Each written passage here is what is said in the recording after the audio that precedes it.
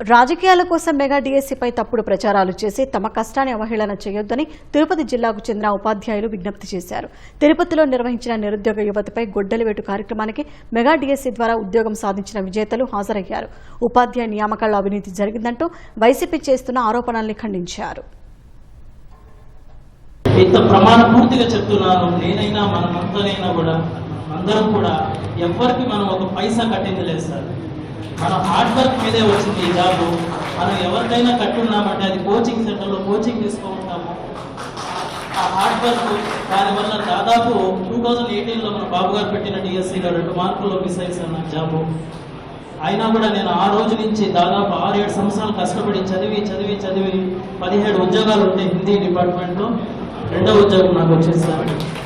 అది రావడానికి కేవలం హార్డ్ వర్కే సార్. పెళ్ళైన తర్వాత పేలాలు ఎందుకు అంటారు కదా మన పెద్దవాళ్ళు. ఆ విధంగా మనం ఇంత కష్టపడి జాబ్ తెచ్చుకుంటే మన పైన నిందలు వేయడం, రాజకీయాలు చేయడం అనేది ఇది మంచి పద్ధతి కాదు ప్రతిపక్షాలకి.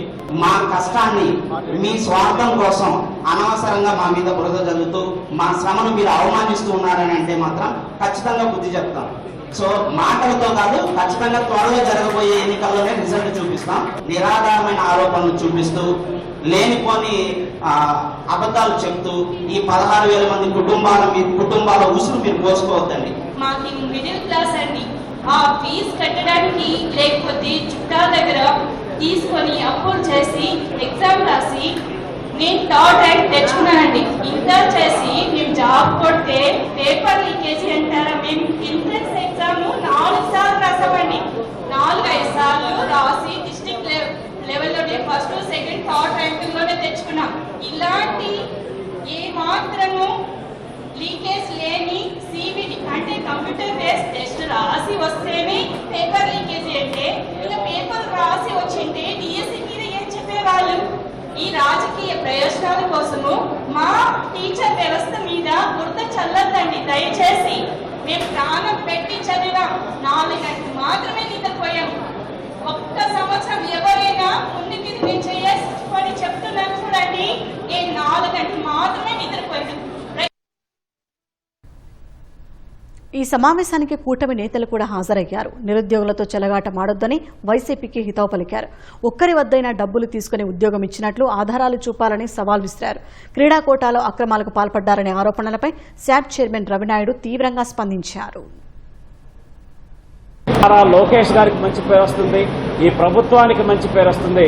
కాబట్టి దీన్ని ఎట్లయినా నాశనం చేయాలనేటువంటి దుర్బుద్ధి జగన్మోహన్ రెడ్డి గారికి పుట్టినట్టు అనిపిస్తుంది. పుట్టినా కూడా వాళ్ళు జీవితాల మీద దెబ్బ కొట్టే విధంగా ప్రవర్తించడం అనేది చాలా దుర్మార్గమైన చర్య అని చెప్పి తెలియజేస్తా ఉన్నాం.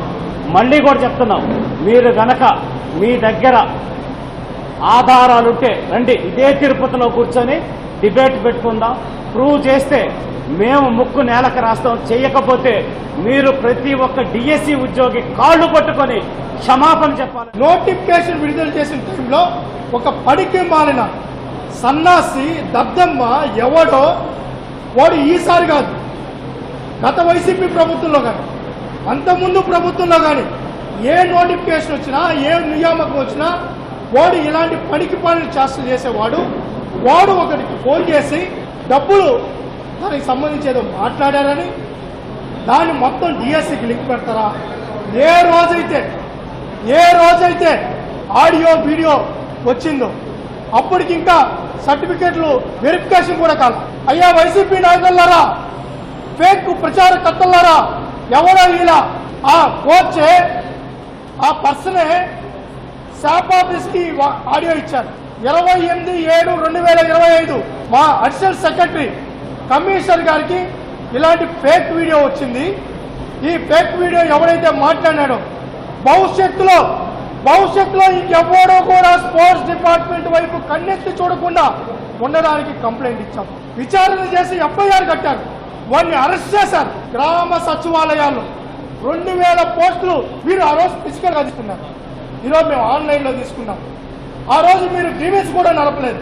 ఎన్ని వందల కోట్లు జగన్మోహన్ రెడ్డికి ఇంటికి వెళ్ళాయి. 420 పోస్టులు ఫిలప్ కాలా. జెన్యూన్ అభ్యర్థులు లేరు. మా కోటా కింద ఉద్యోగాలు మిగిలిపోయినాయి. సవాలు విసురుతున్నాం.